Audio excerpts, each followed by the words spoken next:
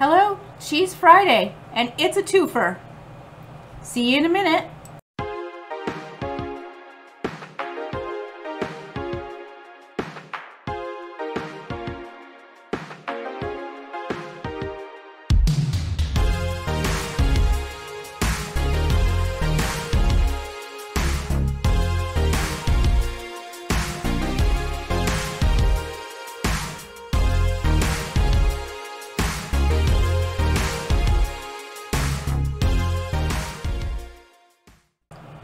Hello, welcome to the Radical Geek YouTube channel, where every Monday, Wednesday, and Friday we upload videos, and Sunday we host a live stream affectionately coined Coffee Talk, where we brew a warm beverage and then talk about its history and origins, and often pair it with a ketogenic recipe.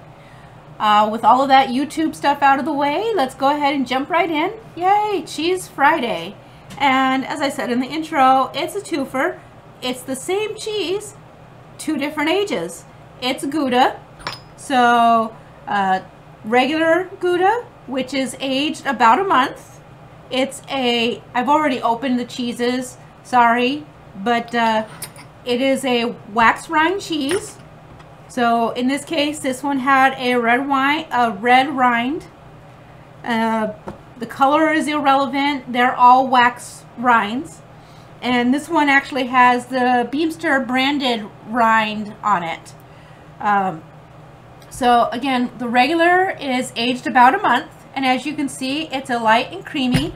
It's a semi-soft cheese. I could slice it, I can grate it, but it's very, very squishy and buttery and easily pastable, meltable, the whole 9 yards. The aged cheese, aged Gouda, is actually at least 12 months, if not longer, and this one is 20 months. The Beemster is a 20-month aged Gouda, and if you look at them side by side, you can see the coloring difference, especially if I stack one on top of the other. So this is a dark orange and this is white. There's a good way. Now you can really see the difference. Just had to get the right lighting there. So, as I mentioned, when we talk about cheese, we talk about the color, the hardness. So we said semi-soft, and this is hard. The texture, and okay, and we talked about the rind. The last thing that we talk about is the flavor. But I'm going to sneak a little extra cheesiness in this week.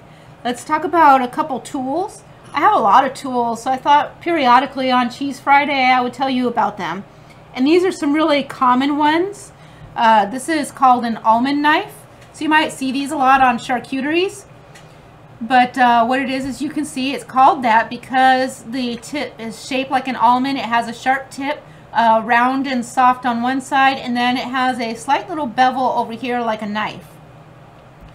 These knives are actually for your hard cheeses. They do two dual purpose things. First, hard cheeses, if you shave at them, let me get in here real good, you get these little thin wispy pieces. And when you get a piece like this, it's called a scale. And they're just very light little bits meant to be like little picked up and snacked upon. They often go well. They're paired when you have other pieces with your cheese, like maybe a very thin wafery like a prosciutto or things like that, where you wouldn't need it. You don't want a big giant honking piece of brie to overpower the meat, but you want something that blends together, because hard cheeses are very, very flavorful and very salty. The other thing is, because it has the sharp tip, it's really good for like digging in here and you break off your pieces. So you just take that and you do it. Of course, I'm right here at the rind. Looks like I'm just going to go ahead and take that opportunity to peel a big piece off.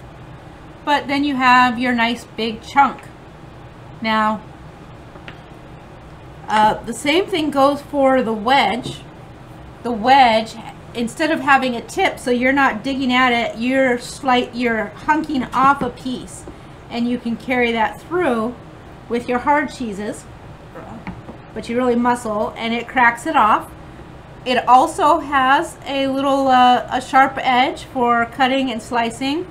You can use these on your soft cheeses to cut off a piece.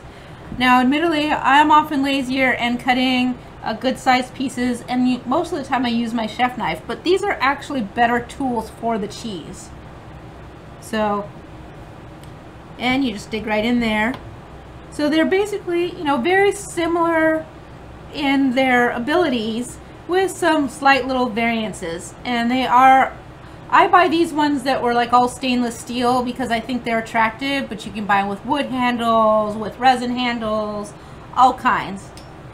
And also, I know I shared this on my Facebook, but it's ridiculous, and I wanted to share it with you guys on my Cheese Friday because I also think you'll find it hilarious.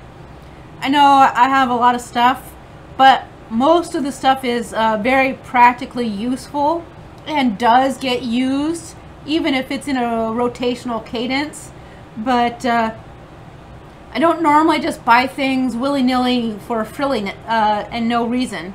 But I recently had like a huge accomplishment at work, and so I did buy myself something ridiculous. You guys, this is my Mousy cheese knife. He's got little ridges here for cutting. He'll be good on like a harder cheddar or aged cheeses as well. Not so much your soft cheeses because he doesn't have any holes, so the cheese will stick to it. I know it's just kind of glaring. See if I can get a better look for you. There you go. It's a Mousy. And I just thought that was the most hilarious and adorable thing ever. And okay, it's kind of wasteful, but it was only wasteful in $12, and it's given me so much pleasure to have this dumb little Mousy. So I deserve it.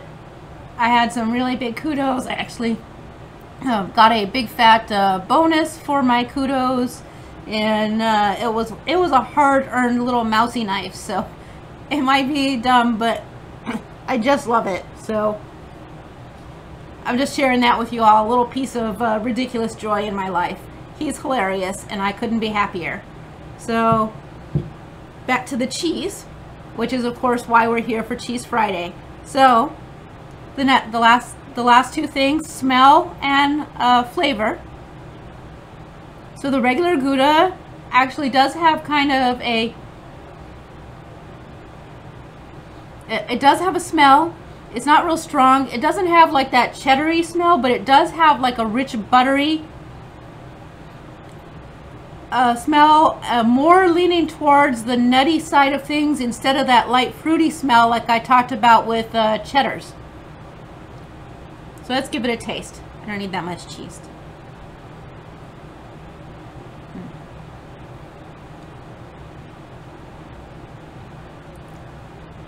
It's really soft and easy. It's definitely just got a very nice gentle cheese flavor. You kind of taste like the creamy, custardy, cheesy sort of feel in your mouth. Very nice. And as a reminder, it's a great melting cheese, so it's excellent in sauces. And because it's light, it also lends itself well to blending. So if you're ever making like a cauli mac and cheese, I know there's no actual macaroni, so I'm not sure what the right phrase to call it, but you know, if you're keto, what I'm talking about. Your cheesy cauli rice or your big cauliflorets, and that you're mixing up like a macaroni and cheese would be. Blend your cheeses and make a nice cheese sauce for it. Blend the Gouda, and then you take like a little bit of a really strong hearty cheese that you wouldn't want to eat a whole lot of, like a Gorgonzola or a big Stilton Blue, and put those together, and the mellowness from the Gouda is highlighted and uplifted by that very pungent, strong blue cheese.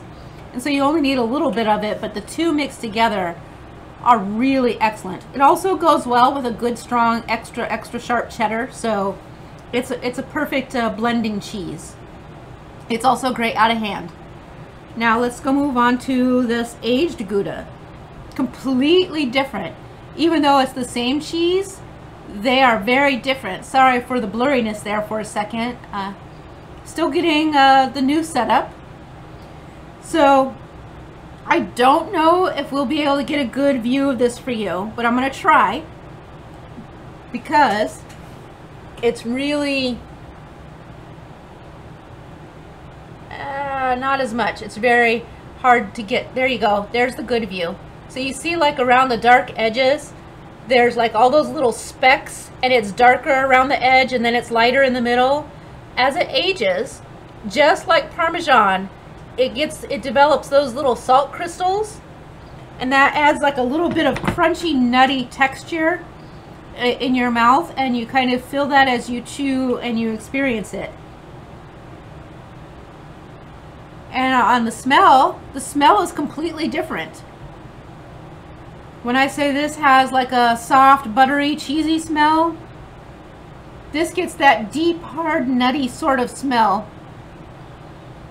Nothing bad or pungent by either one. Doesn't burn or sting. It's very savory is a good descriptor.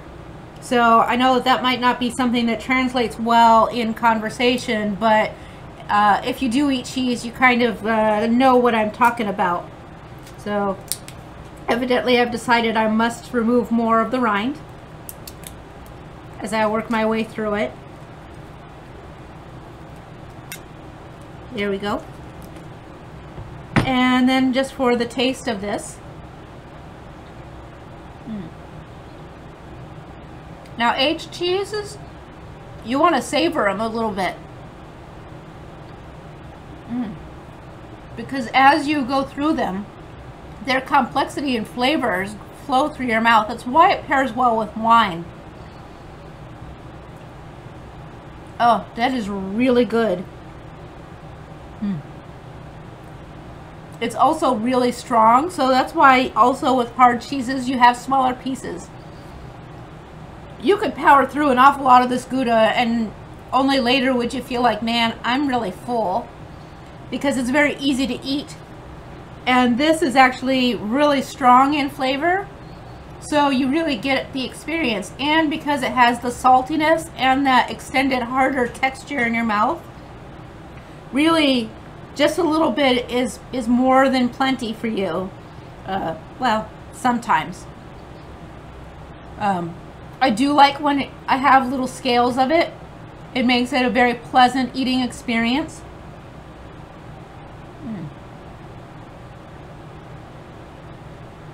So, there's our Cheese Friday.